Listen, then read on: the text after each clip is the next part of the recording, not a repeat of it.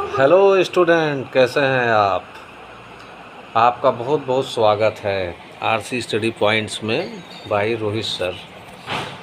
बच्चों, अभी इसके पहले तक मैंने आपको जो भी चीज़ें पढ़ाई हैं, फ़ोटो इलेक्ट्रिक इफ़ेक्ट मेरा लास्ट टॉपिक था इसके पहले वाला, वहाँ तक का बच्चों आप बहुत अच्छे से उसको रिवाइज़ करिएगा। और कोई डाउट होता है तो बच्चों आप लोग पूछते रहा करो, सब्सक्राइब कर लो हमको, और फिर उसके बाद जो भी कोई डाउट हो अपने क्वेश्चन आप उसमें ड्रॉप कर दिया करें। तो अगर कोई कन्फ्यूजन होगा तो उसको फिर मैं दोबारा समझा दूंगा। चलिए स्टार्ट करते हैं। अब अपना लेक्चर जो है 8 स्टार्ट होगा और टॉपिक है D Broglie concept of dual behaviour. देखिए, इस टॉपिक के नाम से ही आपको लग रहा होगा ड्यूअल। ड्यूअल का मतलब ही होता है डबल, दो। जब किसी चीज़ के या जब भी किसी का जब दो दो बिहेवियर हो उसी को हम ड्यूअल बिहेवियर कहेंगे। अब क्वेश्चन ये है कि ड्यूअल बिहेवियर है तो ड्यूअल बिहेवियर है किसका? ड्यूअल बिहेवियर जो है वो इलेक्ट्रोमैग्नेटिक वेव्स कह लीजिए या इलेक्ट्रोमैग्नेटिक रेडिएशंस के अंदर दो तरीके के बिहेवियर होते हैं। और इसी का कॉन्सेप्ट जो क्लियर कराया था वो डी ब्रॉगली जी ने कराया था, तो इसीलिए उन्हीं के नाम पे ही de Broglie concept of the dual behaviour. लेकिन ड्यूअल बिहेवियर, ये जो डी ब्रॉगली ने जो कॉन्सेप्ट क्लियर करवाया था ड्यूअल बिहेवियर का, वो इलेक्ट्रोमैग्नेटिक वेव्स का था। इस चीज़ को याद रखिएगा, मैकेनिकल वेव्स का नहीं था। इसका मतलब बच्चों ये हुआ कि जो इलेक्ट्रोमैग्नेटिक वेव्स होती हैं उनके अंदर दो तरीके के बिहेवियर होते हैं, ठीक। According to de Broglie, electromagnetic radiations possess dual nature. दो नेचर होते हैं, एक तो होता है वेव नेचर, दूसरा होता है पार्टिकल्स का नेचर।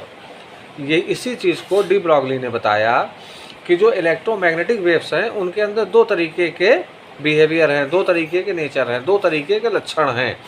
एक तो है वेव नेचर, दूसरा है पार्टिकल नेचर। वेव नेचर का मतलब ये हुआ कि जो भी प्रॉपर्टीज़ जो होती हैं वेव्स के अंदर होती हैं वो भी इलेक्ट्रोमैग्नेटिक वेव्स में होंगी, और जो नेचर पार्टिकल्स के अंदर होते हैं वो भी इलेक्ट्रोमैग्नेटिक रेडिएशन में या इलेक्ट्रोमैग्नेटिक वेव्स में होंगी। बच्चों एकदम पूरा क्लियर है ना? ठीक, ओके। अब देखते हैं कि ये चीज़ मैंने बता दी कि जो डी ब्रॉगली ने ये बताया था कि इलेक्ट्रोमैग्नेटिक वेव्स के अंदर दो तरीके के नेचर हैं, एक है वेव नेचर, दूसरा पार्टिकल नेचर। तो पहले हम लोग बात करेंगे वेव नेचर क्या है। देखिए, अकॉर्डिंग टू वेव नेचर, अगर वेव नेचर पे अगर आप आएंगे तो अगर आप उसके लिए अगर आप एनर्जी निकालते हैं तो उसके एनर्जी के लिए होता है h इंटू म्यू, मतलब प्लांक कांस्टेंट इंटू फ्रिक्वेंसी। लेकिन अगर कोई पार्टिकल है और पार्टिकल के अंदर के अगर आपको एनर्जी निकालनी है, और इलेक्ट्रोमैग्नेटिक वेव्स तो है ही है, लेकिन अगर पार्टिकल की अगर आपको एनर्जी निकालनी तो E इक्वल टू mc², वही अपना आइंस्टीन वाला formula E equal to mc²। तो ड्यूअल बिहेवियर का मतलब कि अगर कोई पार्टिकल होता और अगर उसकी एनर्जी निकालते तो E इक्वल टू mc² हम लोग कर देते। अगर कोई वेव होती उसकी एनर्जी निकालते तो h इंटू म्यू कर देते। यही है। और डी ब्रॉगली ने ये बताया कि इलेक्ट्रोमैग्नेटिक वेव्स के अंदर दोनों ही नेचर होते हैं, एक तो वेव्स का भी नेचर है और दूसरा पार्टिकल का भी नेचर। इसका मतलब ये हो गया कि इवन अगर हम पार्टिकल के नेचर की अगर हम एनर्जी ले लेते हैं वेव नेचर की अगर हम एनर्जी ले लेते हैं E1 और पार्टिकल नेचर की एनर्जी ले लेते हैं E2, तो ड्यूअल बिहेवियर के अकॉर्डिंग या डी ब्रॉगली के अकॉर्डिंग E1 और E2 इक्वल होंगे। इसका मतलब होगा E1 इक्वल टू E2।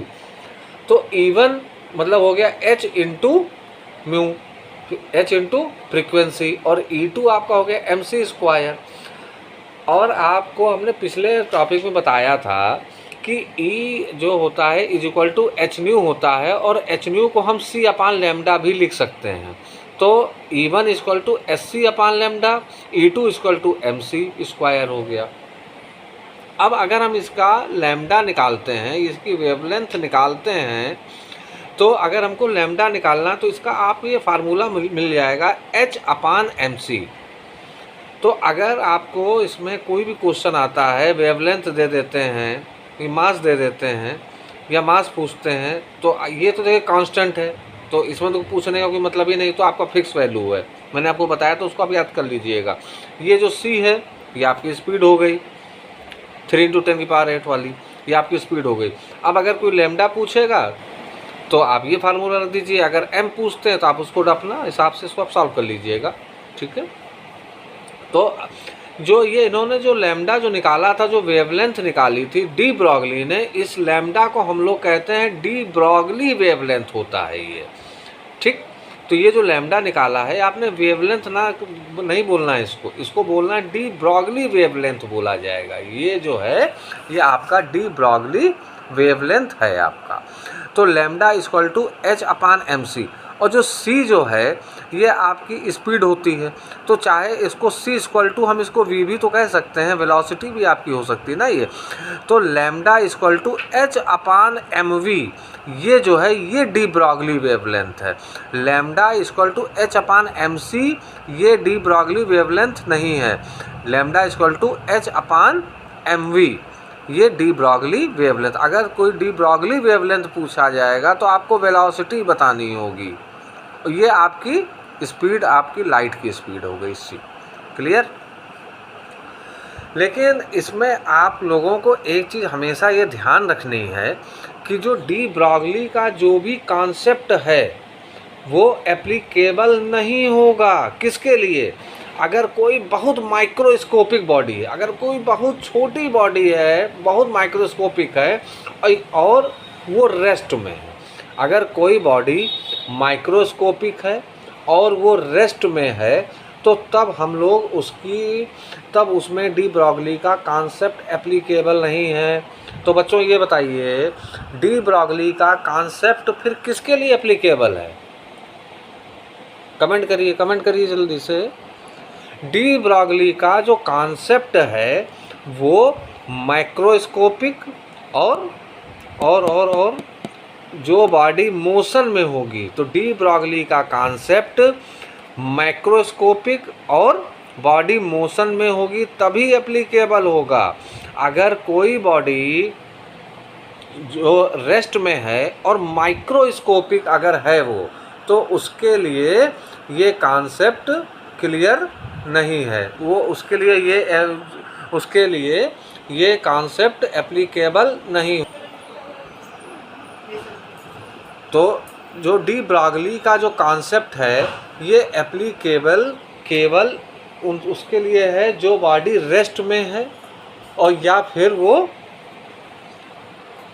देखिए हमने आपको कंफ्यूज कर दिया और आप कंफ्यूज हो गए। डी ब्रॉगली का कॉन्सेप्ट उसके लिए एप्लीकेबल नहीं होगा जो रेस्ट में है और माइक्रोस्कोपिक में है। डी ब्रॉगली का कॉन्सेप्ट हमेशा माइक्रोस्कोपिक जो बड़ी बॉडी है और उसके लिए जो बॉडी मोशन में है उसके लिए एप्लीकेबल होगा। ओके, अब देखिए momentum equal to P equal to m/v होता है, और डी ब्रॉगली वेवलेंथ अगर हमको निकालना है तो H/mv हो गया, और mv जो हो गया वो मोमेंटम हो गया। तो डी ब्रॉगली की वेवलेंथ निकालने के लिए H/p भी हो जाएगा, क्योंकि P इक्वल टू m/v है, तो इसलिए लैम्डा इक्वल टू H/p हो गया। ये P जो है ये मोमेंटम है एक चीज़। तो अगर डी ब्रॉगली की वेवलेंथ पूछी जाए और मोमेंटम दिया हो तो आप डायरेक्ट इस फार्मूले से कर लीजिए। इसको आप याद, जो भी बच्चों में भी जो फार्मूले आपको बता रहा हूँ उसको अपना याद कर लीजिएगा, अपनी किसी कापी में लिख लीजिए उसको, फिर आप उसको करिए प्रैक्टिस, तो आपके डायरेक्ट आपके न्यूमेरिकल जो भी इसके होंगे वो आपके सॉल्व हो जाएंगे इससे। फिर देखिए kinetic energy equal to ½ mv² होता है, ठीक।